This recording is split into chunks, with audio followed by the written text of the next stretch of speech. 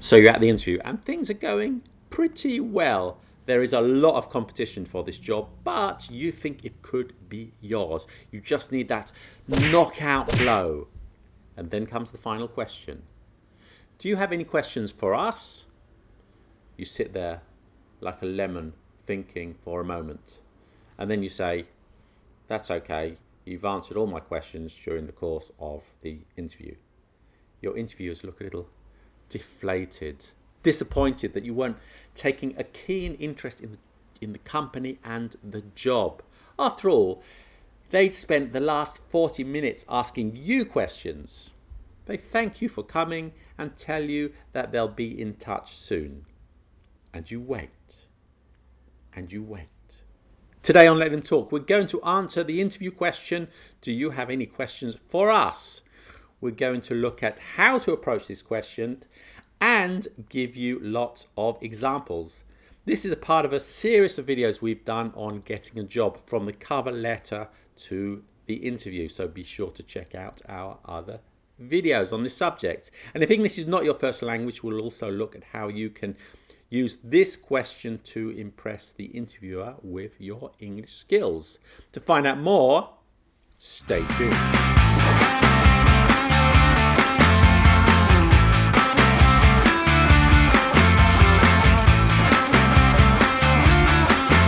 Hello and welcome to Let Them Talk. So, do you have any questions? Yes, you do. Not asking questions makes you seem uninterested. Asking the wrong questions is worse. You can seem ignorant or just strange. So it's important to get it right. Now, if you're running neck and neck with another candidate, asking the right questions can land you the job. And even if you've excelled at the rest of the interview, this question is so important for two reasons. Firstly, I'm sure you have genuine questions that you want to ask that will help you decide whether this job is for you or not. You might have some other offers. Secondly, while asking these genuine questions, you show that you are taking an interest in the company and the role. Like any good conversation, there should be engagement from both sides. They've taken an interest in you and your CV, and now it's your turn to take an interest in them. It will help establish a connection. Imagine that you have coffee with a friend and you ask your friend all the questions and they don't ask any back. You'd feel a little deflated, wouldn't you? Well, it's not exactly like that, but you see what I mean. Take every opportunity you can to engage with the interviewers.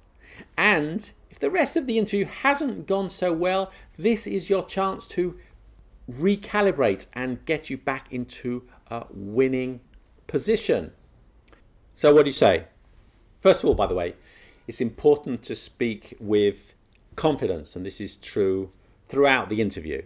Now, this is your opportunity to turn the table and interview them. They won't mind that. And here is a psychological trick that will really work. You want to indicate to the interviewers that you have other offers in abundance. Of course, don't tell them that directly. I've got other offers in abundance. Or maybe you should. Try it out and let me know. Anyway, if you scrutinize the job and ask searching questions, this will give them that impression. And interviewers prefer popular candidates to those who are desperate for a job, and this is the only interview that they manage to get. And that's true in life in general. We prefer those who are already successful. We prefer to watch the carrot cake recipe with 2 million views on YouTube than the one with 20 views. Is it a better carrot cake? Maybe not, but that's how we behave time and time again. So let's look at what you shouldn't say.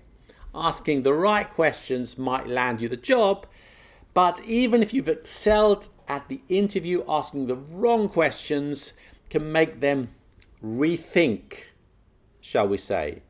So here are some real questions I've heard at interviews that you should never say. My boyfriend is also looking for a job. Do you have any vacancies for him? What did this company actually do?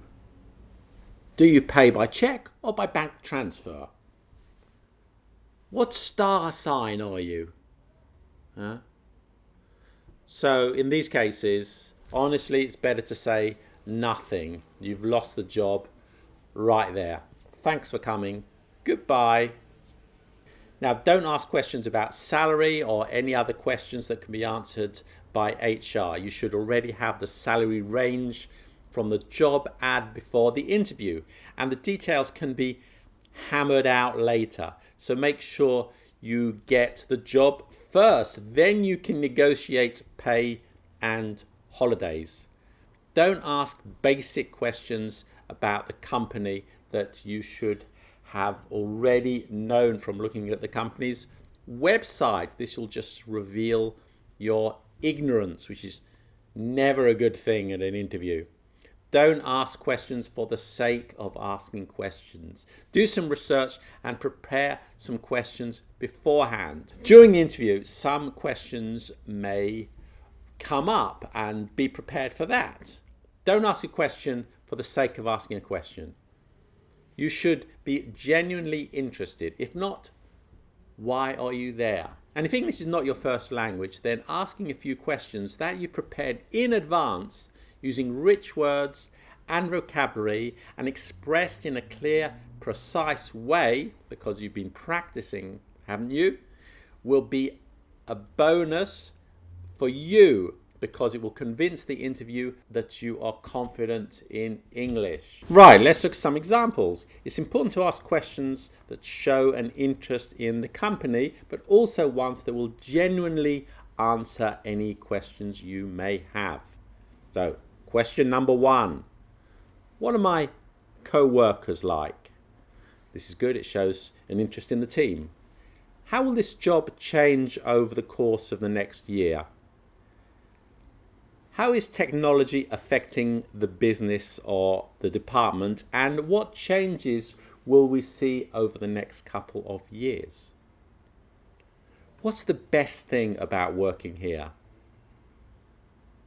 Of all my skills, what's the most important one for this role? This is good because they have to read back your skills to you, and this will force them to look at you in a positive light. What's the competition like in this sector, and what are you doing to stay ahead? From my CV, what additional skills can I learn to help me keep up with the job? What type of person succeeds at this company? What does a typical day look like? What are the next steps in the interview process? Don't ask this question if you only have 1 or 2 questions, because it's all about you and the job, but it does show an interest, so it's okay if you've already asked a few other questions. When can I start? Now, this question is good if you need to show confidence in an interview for a position in sales or something like that. Of course, you have to adapt the questions to the job. Don't ask too many questions. I think 3 or 4 should be enough based on the time you have. Always use the questions as a way to get information you need, but also to reinforce your suitability for the job. Now, remember what I've said before. You'll perform much better at the interview if you imagine you're having a conversation with a friend rather than being interrogated by the enemy. So stay relaxed and enjoy it. And if English is not your first language, do remember that they are not grammar teachers. They don't mind, they don't care if you make grammatical mistakes, as long as you can express yourself clearly and enthusiastically. So now I have the answers. Let me ask you a question. When are you coming back to this channel? Don't be a stranger. See you soon. Do I have to take a drugs test to work here? Is the food in the canteen organic? You don't have a canteen. The guy I passed in the corridor was a bit smelly. Can I have a desk far away from him? If I finish my work for the day, can I leave, or do I have to stick around? Can I have a desk in the window? When can I have a pay rise?